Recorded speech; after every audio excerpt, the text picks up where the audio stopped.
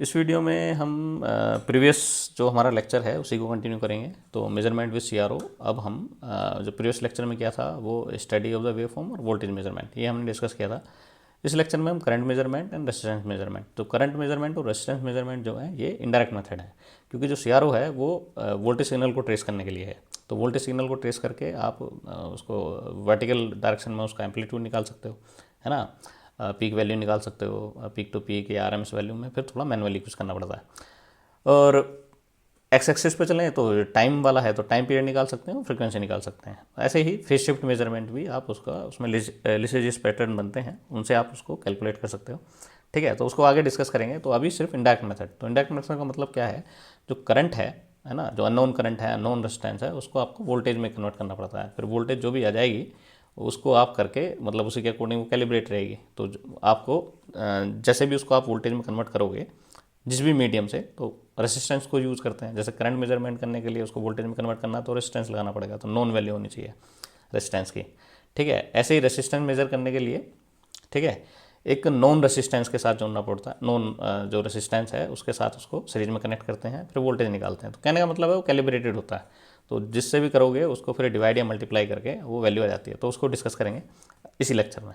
तो अलग से एक्सटर्नल सर्किटरी लगानी पड़ती है, ठीक है, तो करंट मेजरमेंट करने के लिए और रेजिस्टेंस मेजरमेंट करने के लिए, दोनों के केस में। तो शुरू करते हैं। तो सबसे पहले आते हैं करंट मेजरमेंट में। तो इस तरह का सर्किट बनेगा। तो जो भी हमारा सीआरओ है उसकी दो प्रोब हैं, दो चैनल हैं, ड्यूअल ट्रेस होते हैं मोस्टली, सही है। तो चैनल 1 चैनल 2, ठीक है। तो चैनल 1 में दो वायर होते हैं, एक है आपकी पॉजिटिव टर्मिनल वाली प्रोब, एक है नेगेटिव टर्मिनल वाली प्रोब, ठीक है। तो इसको आप अगर रिवर्स करके भी लगा दोगे तब भी कैलकुलेट कर देगा, एनालॉग मल्टीमीटर की तरह नहीं है, ठीक है। तो वे फॉर्म जो जैसी है वो फिर उसको मतलब जस्ट उसको, है ना, रिवर्स कर देगा, इस तरह का। तो चैनल 1 और चैनल जो है उसमें हमारा पॉजिटिव टर्मिनल और नेगेटिव टर्मिनल। तो यहाँ पर जो रजिस्टर लगाया हुआ है ये रजिस्टर नॉन रजिस्टर होना चाहिए, ठीक है। तो यहाँ से आ रही है अननोन करंट जो हमें फाइंड आउट करनी है, और जो रेसिस्टेंस है यहाँ पर लगा हुआ है ये नॉन होना चाहिए, ठीक। दूसरा है ये नॉन इंडक्टिव होना चाहिए, कहने का मतलब प्योर रेसिस्टर होना चाहिए। तो प्योर रेसिस्टर, ठीक है।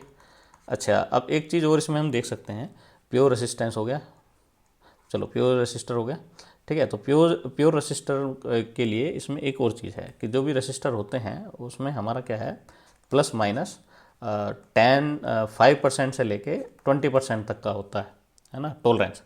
तो बेस्ट वे यही है कि जो भी रेसिस्टेंस आप यहाँ पर उसको एक्चुअल रेसिस्टेंस आपको उसको मेज़र करना है, तो नॉन रेसिस्टेंस के लिए अगर आप उसको करना चाह रहे हैं तो मल्टीमीटर से पहले चेक कर लें उसकी एग्जैक्ट वैल्यू, क्योंकि ये जो प्लस माइनस का जो टॉलरेंस है ना, रेसिस्टेंस की एक्चुअल वैल्यू का। तो यहाँ पर सपोज करो एक्चुअल वैल्यू है 100 ओम का ले रहे हैं, तो 100 प्लस माइनस 5% है, तो 105 भी हो सकता है ना, 95 ओम भी हो सकता है, ठीक है, या उन दोनों के बीच में कोई वैल्यू हो सकती है रेसिस्टेंस की। तो टॉलरेंस का मतलब ये है। तो ऐसे ही ये 5 से 20% वाले होते हैं रेसिस्टेंस। तो अलग अलग वैरायटी के हैं जी। तो उसको पहले मल्टीमीटर से मेज़र कर लें रेसिस्टेंस को, ठीक है। तो वो नॉन रेसिस्टेंस हो गया। अच्छा, प्योर रेसिस्टर होना चाहिए। प्योर इंडक्टिव रेसिस्टर है तो वो क्या करेगा, वो जो भी करंट आ रही है, ठीक है, तो जो वोल्टेज है वो रिएक्टिव हो गई, वो यहाँ फिर उसको मेज़र नहीं कर सकते हैं, इस तरह का है।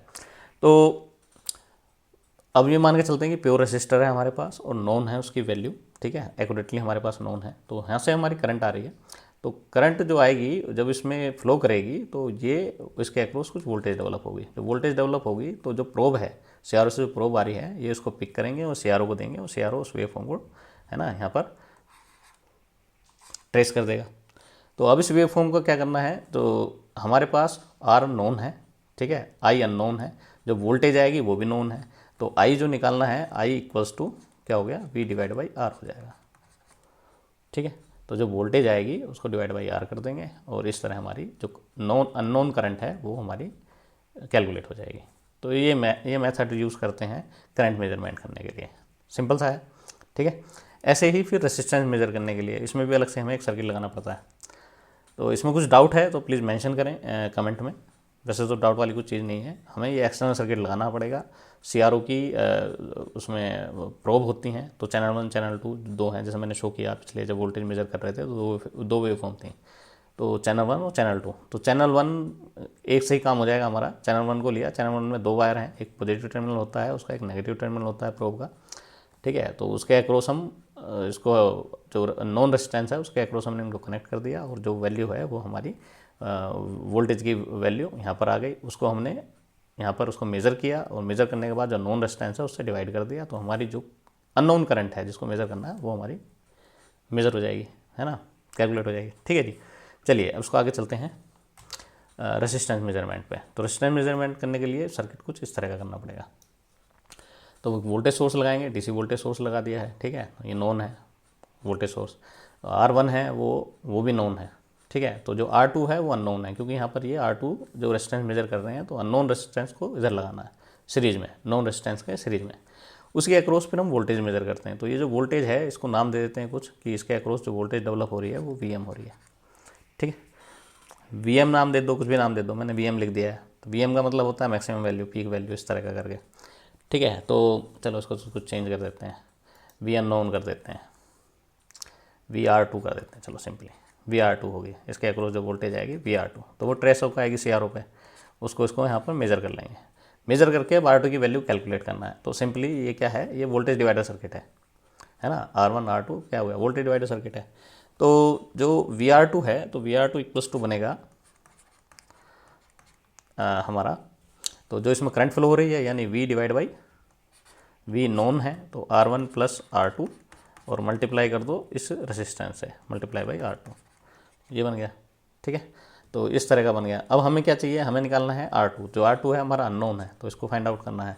तो इस इक्वेशन को थोड़ा सा इधर ले जाते हैं, तो VR2 मल्टीप्लाई बाई VR2, यहाँ थोड़ा गड़बड़ हो जाएगी, ये नाम लेने में है ना थोड़ा सा कन्फ्यूजन क्रिएट हो जाता है। तो VR2 की जगह इसको VU कर दो, ठीक है, VU रख लो।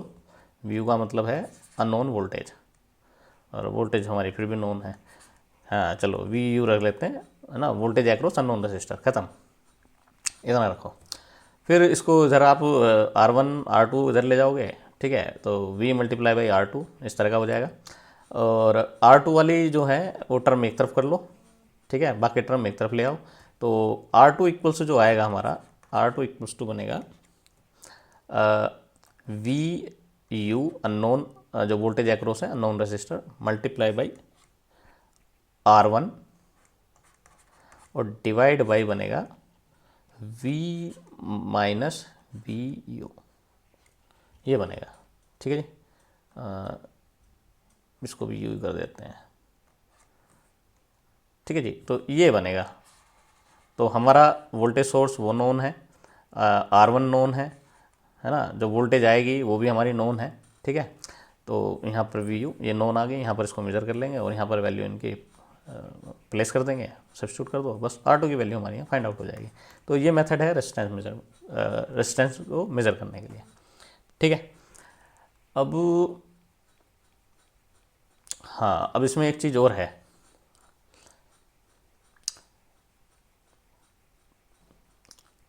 जो हमने CRO को लगाएंगे वो CRO को हमेशा शंट में कनेक्ट करते हैं, क्योंकि CRO हमेशा वोल्टेज ही मेज़र करते हैं, ये बात हमेशा ध्यान रखना। CRO को जैसे करंट मेज़र कर रहे हैं कि सीरीज में लगा देंगे सर्किट के, ऐसा नहीं है। CRO को हमेशा शंट में ही लगाएंगे, क्योंकि CRO जो है सिर्फ वोल्टेज मेज़र करती है डायरेक्टली, ठीक है। तो यहाँ पर डायरेक्टली का मतलब है जो भी इसके नोब के सामने आएगा वो वोल्टेज सिग्नल आना चाहिए, ठीक है। तो अगर करंट सिग्नल आ रहा है तो आपको उसको फिर एक रेसिस्टेंस के में उसको थ्रू फ्लो कराना है, और रेसिस्टेंस के अक्रॉस जो वोल्टेज आएगी वो आपको CRO को देनी है। ऐसे ही अगर रेसिस्टेंस मेजर करने हैं तो रेसिस्टेंस के अक्रॉस लगाओगे, ठीक है, तो रेसिस्टेंस में करंट फ्लो कराओगे, तो उसके अक्रॉस जो वोल्टेज डेवलप होगी वो CRO से आएगी। तो इस तरह का, तो CRO में ध्यान रखना है कि CRO जो है एक तरह से वोल्ट मीटर है, ठीक है, ट्रेसेबल वोल्ट मीटर है, बस इसका इतना ध्यान रखना है, ठीक है जी। चलो इसको यहीं रोकते हैं, फिर अगले लेक्चर में हम 2 चीज़ें और डिस्कस करेंगे। चलो टाइम वाला भी यहीं पे ले लेते हैं, टाइम एंड फ्रीक्वेंसी मेजरमेंट। तो यहाँ पर आते हैं, तो यहाँ पर सिर्फ जो वेवफॉर्म, यहाँ पर हमारी कुछ वेवफॉर्म ट्रेस की हुई है, तो उसमें टाइम डिवीजन हमारा जो नोब है वो 1 सेकेंड पर लगा हुआ है, ठीक है। तो यहाँ पर जो टाइम पीरियड निकालना है, तो टाइम पीरियड इक्वल्स टू होता है, ठीक है। तो टाइम पीरियड हो गया हमारा इक्वल्स टू जो डिवीजन बनेंगी, इसमें जब डिवीजन देख लेते हैं तो एक साइकिल का देख लेते हैं, या तो पीक टू पीक देख लो, यहाँ से यहाँ तक पीक का, ठीक है। तो मैं तो पीक टू पीक ही देखता हूँ, मैं इसमें थोड़ा सा कंफ्यूज हो जाता हूँ। तो आप देख लो, इधर से यहाँ से जीरो से लेके, है ना, यहाँ से स्टार्ट हुई है और यहाँ से दूसरी वेव फॉर्म स्टार्ट हुई है, तो ये भी करके ले सकते हैं। नेगेटिव पीक देख सकते हो। तो किसी के बीच में भी इसको आपको मेज़र करना है, ठीक है। तो ये मेज़र करना है, तो यहाँ से लेके आप यहाँ तक का ले रहे हो, तो 1 2 3 4, 4 आपके यहाँ पर डिवीजन हुई, तो 4 डिवीजन हो गई, मल्टीप्लाई बाई, अब उस पर देखते हैं कि सेटिंग क्या है। तो टाइम डिवीजन वाली नोब की सेटिंग है 1 सेकंड पे, तो मल्टीप्लाई कर दी 1 सेकंड से, ठीक है। तो ये आ गया 4 सेकंड पीरियड आ गया। तो फ्रिक्वेंसी निकालनी है, एफ इक्वल्स टू 1/t आ जाएगा, तो 1/4 ऐसा आ गया, ठीक है। तो फ्रिक्वेंसी जो आई 0.25 हर्ट्स की आई। तो इस तरह हमारी ये आ गई। ऐसे इसके लिए निकालना है, यहाँ पर 0.5 पे नोब है, तो यहाँ पर भी कितना है 1 2 3 4, 4 के मल्टीप्लाई 5 से कर दो, ठीक है। तो 2 सेकंड आ गया, तो 0.5 की हो गई। यहाँ पर ये 1 मिली सेकेंड पे है, ठीक है। तो 1 मिली सेकेंड की 4 से करोगे तो 4 मिली सेकेंड हो गया। 4 मिली सेकेंड को फिर इसको आपको फ्रिक्वेंसी में कन्वर्ट करना है, तो 1/4 मिली सेकेंड हो जाएगा, ठीक है। तो 250 हर्ट्ज़ का बन जाएगा इस तरह का। और पीछे जाते हैं, पीछे भी अब हमारी टाइम वाली प्रॉब्लम है।